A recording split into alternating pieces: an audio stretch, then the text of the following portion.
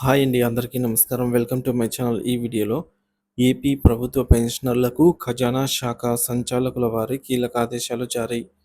పూర్తి వివరాలైతే వీడియోలో తెలుసుకుందాము. వీడియోని ఎక్కడే గానీ స్కిప్ చేయకుండా ఎండ్ వరకు చూడండి. అప్పుడే ఇన్ఫర్మేషన్ పూర్తిగా అర్థమవుతుంది. వీడియో చూస్తున్న ప్రతి ఒక్కరు వీడియోకి లైక్ చేయండి ఫ్రెండ్స్. ఈ వీడియోని తోటి పెన్షనర్ మిత్రులతో అయితే షేర్ చేయండి. కొత్తగా మన ఛానల్ చూస్తున్నారు. ఇంకా ఎవరైనా సబ్స్క్రైబ్ చేసుకోనట్లయితే వెంటనే మన ఛానల్‌ని సబ్స్క్రైబ్ చేసుకోండి. దీని ద్వారా నేను చేసే లేటెస్ట్ వీడియోస్ అన్నీ మీ వరకు రీచ్ అవుతాయి. ఇక ఆలస్యం చేయకుండా వివరాల్లోకైతే వెళ్ళిపోదాము. ఫ్రెండ్స్, ఇక విషయానికి వచ్చినట్లయితే ఆంధ్రప్రదేశ్ ప్రభుత్వ పెన్షనర్లకు కీలక సమాచారం. ఖజానా శాఖ సంచాలకుల వారి ఆదేశాలు. ఆంధ్రప్రదేశ్ రాష్ట్ర ఖజానా శాఖ సంచాలకులు ఎస్. మోహన్ రావు గారు పెన్షనర్ల సమస్యల పరిష్కారం కోసం కొన్ని కీలక నిర్ణయాలైతే తీసుకున్నారండి. ఈ సమస్యల పరిష్కారానికి ఇకపై పెన్షనర్లు విజయవాడకు ప్రత్యేకంగా వెళ్ళవలసిన అవసరం లేకుండా జిల్లాలోనే ప్రత్యక్షంగా పెన్షన్ అదాలత్‌నైతే నిర్వహిస్ నిర్వహించనున్నట్లుగా తెలిపారు. పెన్షనర్ల సమస్యల పరిష్కారం, ఖజానా శాఖ చర్యలు. పెన్షన్ మరియు జీపీఎఫ్ సమస్యల పరిష్కారం, జిల్లాలలోనే పెన్షన్ అదాలత్‌ల నిర్వహణ, పెన్షనర్లకు తక్కువ ఖర్చుతో వేగవంతమైన సేవలు, అలాగే పేర్చుకోలేని పెన్షన్, జీపీఎఫ్ డబ్బుల పట్ల స్పష్టమైన మార్గదర్శకాల కోసం. ఈ పెన్షన్ అదాలత్‌లు మనకు ఇకపైన మనకు దగ్గరలోనే ఉంటుందన్నమాట. ఇక ఖజానా శాఖ సంచాలకులైనటువంటి మోహన్ రావు గారు వారి ప్రకటన ప్రకారంగా కొన్ని కీలక అంశాలైతే ఇక్కడ చూద్దాము. పెన్షన్ మరియు జీపీఎఫ్‌కు సంబంధించి పెన్షనర్లు, ఉద్యోగులు అనవసరంగా విజయవాడకు రావాల్సిన అవసరం అయితే ఇకపైన ఉండదు.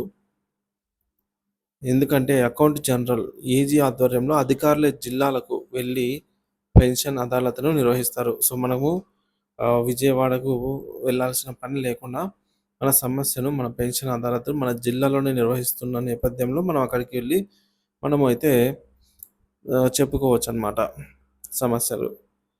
పెన్షనర్లు స్వయంగా హాజరై తమ సమస్యలను అధికారుల దృష్టికి తీసుకెళ్ళవచ్చనమాట. సో, చూడండి ఫ్రెండ్స్, పెన్షనర్లు ఏదైనా సమస్య లైక్ అడిషనల్ క్వాంటమ్ ఆఫ్ పెన్షన్‌లో కావచ్చు, అలాగే డీఆర్, ఒకవేళ డీఆర్ తగ్గినా, పెరిగినా, పెరిగితే ఏం లేదులెండి. తగ్గితే గనక ఇంకా మెడికల్ అలవెన్స్ సంబంధించి ఇంకా పోతే ఈహెచ్ఎస్ కార్డ్ సరిగ్గా పని చేయకపోయినా, ఈహెచ్ఎస్ కార్డును యాక్సెప్ట్ చేయకపోయినా, ఈహెచ్ఎస్ కార్డు రీయింబర్స్‌మెంట్ రాకపోయినా ఇట్లాంటివి ఏవో ఉంటాయి గదండీ!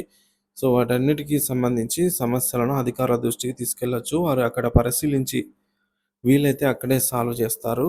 లేదంటే కంప్లెయింట్ రైజ్ చేసుకొని, ఇన్సిడెంట్ రైజ్ చేసి తర్వాత ఇది నిర్ణీత సమయంలో అయితే గడువులో పూర్తి చేయగలరనమాట. ఇక రాజమహేంద్రవరం పెన్షన్ అదాలత్ అనేది అయిపోయిందనమాట. సో, ఈ నెల 21 తేదీన అయిపోయిందనమాట. మోహన్ రావు గారైతే నిర్వహించి ఉన్నారు. ఆయన ఈ కార్యక్రమంలో మాట్లాడుతూ జేఏసీ కార్యదర్శి మరియు ఏఈఓ సంఘ అధ్యక్షుడు వేణుమాధవ్, జిల్లా ఖజానా శాఖ అధికారి తదితరులైతే పాల్గొన్నారు. పంచాయతీ శాఖ కార్యదర్శులు, సంఘం రాజమహేంద్రవరం డివిజన్ అధ్యక్షుడు టి. శ్రీనివాసరావు, అలాగే ఎన్‌జీఓ సంఘ ఉపాధ్యక్షుడు, ఖజానా శాఖ ఉద్యోగులు వీళ్ళంతా. ఈ సందర్భంగా మోహన్ రావు గారు మాట్లాడుతూ ఉద్యోగ సంఘాల పెన్షనర్లకు ఈ అవకాశాన్ని సద్వినియోగం చేసుకునేలాగా సహాయపడాలని అయితే కోరారనమాట.